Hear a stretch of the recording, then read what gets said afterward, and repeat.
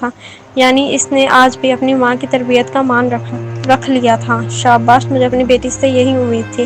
کچھ ہی دنوں میں آپ دونوں کا نکاح کر دیا جائے گا اور آپ کو سالار شاہ کے ساتھ شہر جانا ہوگا۔ وہ ان کی شاباش بے حد خوش ہوئی تھی، کیونکہ اس کے بابا کو زیادہ بات بڑھانے کی عادت نہیں تھی۔ تو اسے یہی لگا تھا کہ وہ اس کے فیصلے کی تعریف ہرگز نہیں کریں گے، لیکن ان کی اگلی بات پر وہ دکھی ہوئی، مگر پھر بھی سر ہلا کر خاموشی بیٹھی رہی۔ اب آپ جا سکتی ہیں۔ وہ سنجیدگی سے بولے تو وہ آہستہ سے اٹھی باہر نکل گئی۔ اس کے جاتے ہی نادیہ شاہ بھی صوفے سے اٹھنے لگی تھی، جب اچانک بادشاہ نے ان کا بازو تھام لیا۔ آپ ان کے پیچھے نہیں جائیں گی، وہ خود ہی ٹھیک ہو جائیں گی، وہ ان کی آنکھوں میں دیکھتے ہی بولے تو انہوں نے سر ہلایا۔ شاہ صاحب، میری بچی بہت معصوم ہے، کم سے کم اسے یہ سب قبول کرنے کے لیے 1 مہینہ تو دیں۔ وہ 1 ہفتے میں کیسے خود کو راضی کرے گی؟ وہ التجا کرتی ہوئی بولی۔ تو رات شاہ نے ان کی طرف دیکھا۔ بابا صاحب کا فیصلہ ہے تو میں کچھ نہیں کر سکتا۔ ابھی 5 دن ہیں، آپ انہیں سب کچھ سمجھا دیجیے گا۔ وہ کہتے اٹھ کر کمرے سے باہر نکل گئے تو نادیہ بیگم بھی ایک گہرا سانس بھر کے بیڈ تک سونے کے لیے آئیں۔ بادشاہ کے آج کچھ مہمان آئے ہوئے تھے تو انہوں نے رات مردان خانے میں ہی رکنا تھا۔ منت نے یہ کیا سن رہی ہوں، آپ میری بھابھی بننے والی ہیں؟ اتنی کیوٹ سی چھوٹی سی بھابھی؟ بابا! ہانیہ اور سحر خوشی کے مارے ان کے کمرے میں آئی اور ہانیہ نے پرجوش سے کہا۔ اس کی بات اور لہجے پر منت کی نظریں جھکا لی تھیں۔ کیا ہوا میری پیاری سی بہن، خوش نہیں ہو کیا؟ سحر اس کے پاس بیٹھتی اس کا ہاتھ تھام کر محبت سے بولی تو منت نے بے بسی سے ان دونوں کو دیکھا۔ میں کبھی ایسا کچھ نہیں سوچا تھا۔ وہ سب اچانک وہ دکھ سے کہتی، آخر میں بات ادھوری چھوڑتی پھر سے چہرہ نیچے کر گئی۔ مجھے پتا ہے یار کہ آپ نے ایسا کچھ نہیں سوچا ہوگا، لیکن اب وقت ہے نا آپ کے پاس، اب سوچ لیں میری دفعہ۔ ابھی تو آغا صاحب نے اچانک فیصلہ کیا ہے، ہانیہ محبت سے اسے سمجھاتی ہوئی بولی تو اس نے اسے دیکھا۔ میرے لالا بہت پولائٹ نیچر ہیں، جبکہ آپ کے لالا توقف کوئی بہت ہی خڑوس ہیں۔ وہ دکھ سے کہتی اتنی معصوم لگ رہی تھی کہ سحر اور ہانیہ زور سے کھلکھلائیں۔ اب ہنس کیوں رہی ہیں آپ لوگ؟ وہ تنگ آتی بولی تو دونوں نے مسکراہٹ روکنے کی کوشش کی، مگر اس کا پھولا منہ دیکھ کر دونوں دوبارہ زور سے ہنس دی۔ آرام سے ہنسیں، ساتھ ہی لالا کا کمرہ ہے، ڈانٹ پڑ جائے گی، منت نے کہا تو فوراً دونوں کی ہنسی کو سٹاپ لگ گیا۔ امان شاہ کو لڑکیوں کا اونچا بولنا اور ہنسنا جا قدر زہر لگتا تھا، تو وہ تینوں ہی واقف تھیں۔ منت مورے بتا رہی تھی کہ شادی کے بعد آپ شہر والے بنگلے چلی جائیں گی، مطلب فل پرائیویسی۔ اوہ ہو، ہانیہ شوق لہجے میں بولی تو منت نے اسے گھورا۔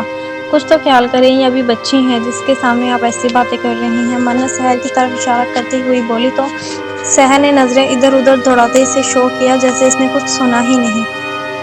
اوکے بھائی، اب میں چلتی ہوں، ویسے میں امان سے بات کروں گی کہ کل ہمیں شاپنگ پہ لے جائیں۔ ہانیہ اٹھتی ہوئی بولی تو سحر نے جلد سے اس بات میں سر ہلایا۔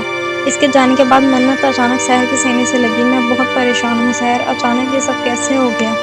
وہ دکھی لہجے میں بولی تو سحر بھی اپنی بہن کو دکھی دیکھ کر رونے والی ہوئی۔ جب اس کا ایک آنسو ٹوٹ کر منت کے کندھے پر گرا تو منت فوراً اس سے الگ ہوئی۔ سحر، رونے کی کوئی بات نہیں ہے، اب آپ ایسے روک کر مجھے بھی رلا دیں گی؟ وہ مسکراتی ہوئی بولی اور پھر سحر کے آنسو صاف کیے۔ منت، آپ مجھے چھوڑ کر کہیں مت جائیے گا۔ وہ دوبارہ منت کے کندھے سے لگتی بولی تو وہ بھی نم آنکھوں سے مسکرائی۔ میں اپنی گڑیا کو چھوڑ کر کہیں نہیں جاؤں گی، آپ پریشان نہیں ہوں، وہ محبت سے بولی۔ پھر اس نے سحر کا سر اپنی گود میں رکھا اور اس سے باتیں کرنے لگی۔ 1 گھنٹے بعد دونوں ہی سو چکی تھیں۔ مل گئی فرصت میری بیوی کو کمرے میں آنے کی۔ وہ جیسے ہی کمرے میں داخل ہوئی، مان مصنوعی غصے سے بولا تو وہ مسکرا کر اس کی طرف آئیں۔ دل تو نہیں کر رہا تھا آپ کے پاس آنے کا، مگر پھر آپ پر رحم کھا کر آ گئیں۔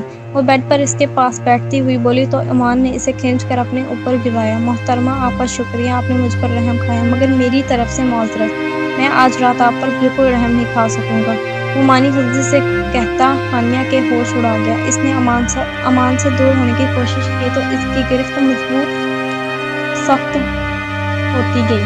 آغا صاحب کو بڑی شکایت ہے مجھ سے کہ میں نے ابھی تک انہیں پوتے نہیں دیے، وہ مسکرا کر شرارت سے بولا تو ہانیہ شرم سے سرخ ہوئی۔ اس لیے آج سے میں آغا صاحب کی شکایت دور کرنے کی پوری کوشش کروں گا، وہ بے باکی سے کہتا اس کی طرف دیکھنے لگا جو دونوں ہاتھ سختی سے اس کے کندھوں پر رکھے اس پر لیٹی تھی۔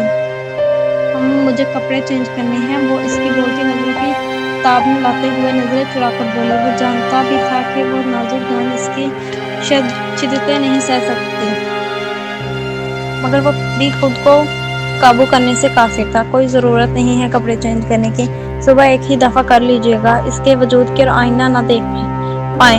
हानिया अब तो कुछ ज्यादा ही रोमांटिक हो रही है ना यार, वो शोखी से कहता इसे शर्मिंदा कर गया। वो नरमी से इस पर से हटी, बेड पर इससे करवट बदल कर लेट गई।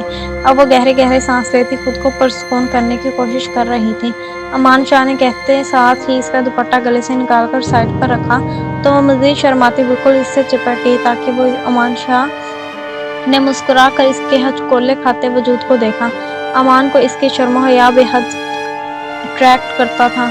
इसने भी करवट हानिया की तरफ ली और खिसक कर बिल्कुल इसके करीब हुआ। यार अब तो हमारी शादी को 6 महीने होने वाले हैं, आप अभी भी आदी नहीं हुई, वो जानबूझकर इसे तंग करता बोला। अचानक ईमान शाह के मजबूत हाथ का लमस अपने पहलू पर पाते वो आंखें सख्ती से मीच गई। ईमान, आप इनकी हरकतों की वजह से मुझे बहुत शर्म आती है।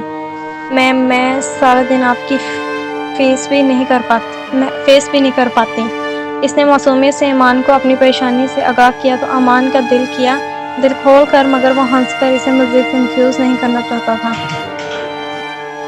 बानी इधर मेरी तरफ देखें तो सही, चंदा वो मोहब्बत से बोला तो हानिया ने हिचकिचाक कर रुख इसकी तरफ किया, जबकि नजरें अभी भी बिल्कुल झुकी हुई थीं। एक तो दुपट्टा मौजूद ना होने की वजह से वो मजीद कंफ्यूज हो रही थी। दिन में तो बड़ी बहादुर बनी होती हो, आप फिर रात को क्यों इतना शर्माती हो मुझसे? वो मुस्कुरा कर इसकी तरफ देखता बोला तो इसने लबों पर जुबान फेरते इन्हें तर किया। अब वो क्या कहती कि रात को आप जो इस कदर बेबाक हो जाते हैं?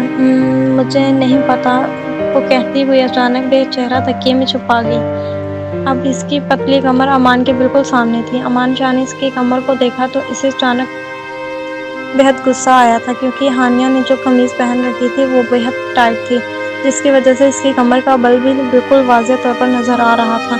अमान को लड़कियों की इस किस्म की ड्रेसिंग से शदीद नफरत थी और वो ये बात साफ लफ्जों में हानिया को समझा भी चुका था। इसके बावजूद इसका ये ड्रेस देखकर अमान को अपना दिमाग घूमता महसूस हुआ। हानिया अब इसकी नज़रों की तपिश अपनी कमर पर पाती शिद्दत से कांप रही थी, जबकि तकिया को दोनों मुट्ठियों में सख्ती से दबोच रखा था। ये क्या है, बेहद किस्म की ड्रेसिंग की हुई है आपने? वो शदीद गुस्से से चीखता हुआ हानिया अचानक ही सीधी हुई। अमान के सख्त तासरात देखकर इसे अपनी जान निकलती महसूस हुई थी। ईमान, ये मेरी फेवरेट ड्रेस थी, मगर अब मैं पहले से थोड़ी हेल्दी हो गई हूँ, इसलिए ये टाइट हो गई है, नहीं तो पहले ये बिल्कुल ठीक थी। इसने लड़खड़ाते हुए अपनी वजाहत पेश की, जिस पर ईमान शाह मजीद तक उठा। अगर आप जानती हैं ये ड्रेस आपको फिट नहीं है तो आपने इसे पहना ही क्यों, और वो भी सबके सामने? पूरा दिन आप ऐसी ड्रेस में घूमती रही। हानिया, आपको ज़रा एहसास है? वो इसे गुस्से से घूरता ऊंची आवाज़ में बोला तो हानिया ने निचला होंठ दांतों में दबाया। मैंने नीचे अच्छे से दुपट्टा रखा था, वो आहिस्ता आवाज़ में मुस्कुराई तो अमान ने इसे मजीद घूरा। हम इस बात से तो मैं अच्छे से वाकिफ़ हूँ कि आप दुपट्टा कितना अच्छे से लेती हैं। इनने मुट्ठी से आवाज़ में तंज किया तो हानिया ने नजरें चुराई। आइंदा नहीं पहनूंगी, वो नजरें झुकाए आहिस्ता से बोली।